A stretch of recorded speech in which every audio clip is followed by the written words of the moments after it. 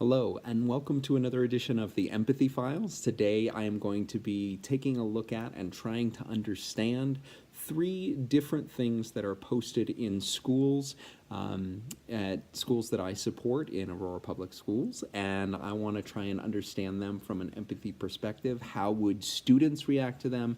How would teachers react to them? Whether or not there is agency and ownership over the messages that are being sent. The first one comes to us from Vista Peak Exploratory. It's a K-8 school, and this picture sort of shows electronic devices being allowed, but you see that there's a little push pin in the picture, and obviously you could flip it around and have that be electronic devices are not allowed.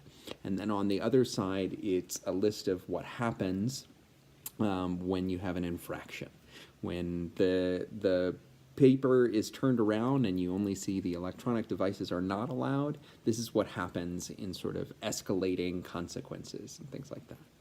So as a student, if I see that there is some thought that is being put into the process of thinking about whether or not I can use my own device as a student without means, perhaps.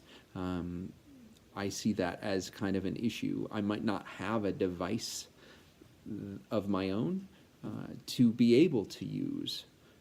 And so I would certainly feel left out of that conversation if I don't have what is an iPhone or a very nice pair of headphones. And that becomes something that even if they're allowed, it's not allowed for me because I don't have access to that. And so that becomes kind of an equity concern, and it becomes something that I'm worried about. As a teacher, I see this as support. I see this as a well-articulated policy, whether I agree with it or not, and I see some clear guidelines. I also see that it is neither the students necessarily nor the teachers who own this process, although teachers more so than students because the teacher can flip that card. This was in a single classroom, and so the teacher can flip that card, so they have a little bit more ownership. But all of the consequences are sort of outside of the control of the student, outside of my control as a student, and they escalate towards school level consequences rather than an individual relationship with a student and having individual conversations. So that's one of the postings that I wanted to take a look at. The second one is actually from Rangeview High School. And I just want to focus on really the first three things there. So it says you can use a phone in the commons or hallways, but teachers will let you know if it's okay to use in in the classroom, right? So you can use it in these public spaces, but in the classroom, the teacher's in control. Eating and drinking, I thought that was interesting, just from a purely sort of nourishment perspective, where it's okay to do those kinds of things. But then the listen to music part, right? You're allowed to do it in commons and hallways, but we are going to create a expectation of one earbud. And so that's like this sort of expectation of distraction overall, right? As an educator, that might be the reaction that I have. As a student, I feel like there is some control that is being given to me. I feel that the commons and hallways, I have more ownership and agency over what I want to do, what I want to work on. But in the classroom, teachers are in control. And I also have this sense of that other folks are trying to control the things that I feel like I own. I own my own phone, my own device.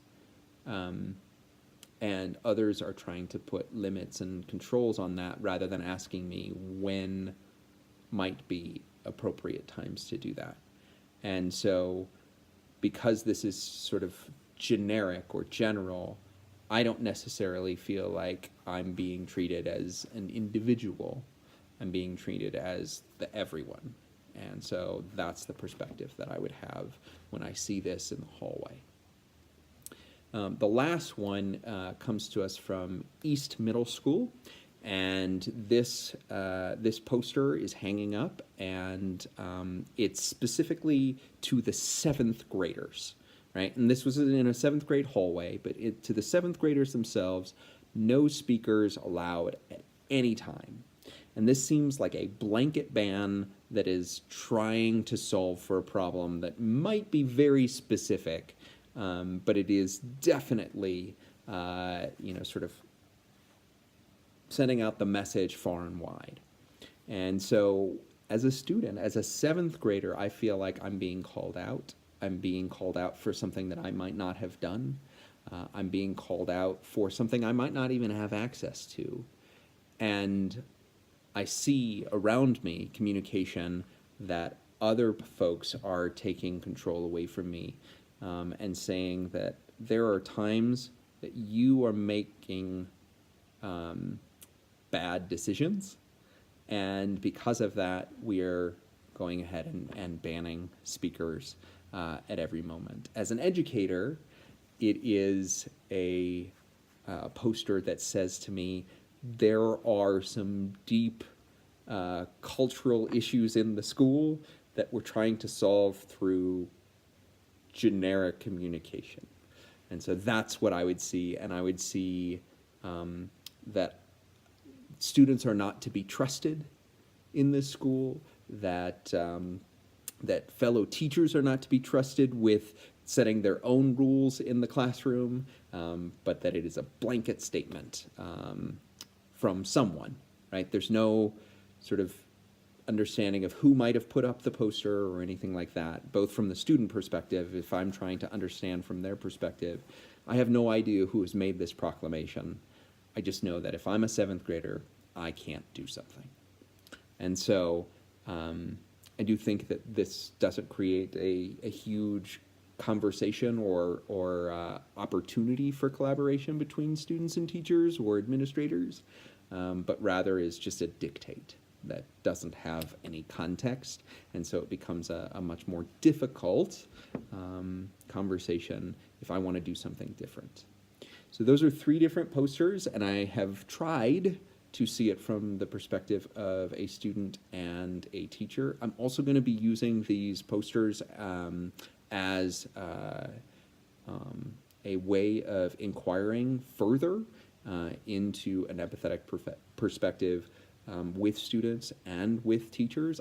I'm interested in other things that are posted in hallways and how we can use those to understand the messages that we are sending, and how we might use empathy to send better messages, how we might understand our students and our educators better in the classroom and in the school, and support them. So that's what I'm thinking about. I hope that this empathy file means something to you.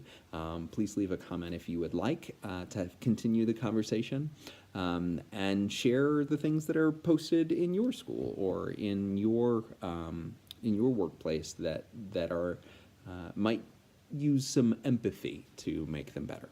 Okay, thanks a lot.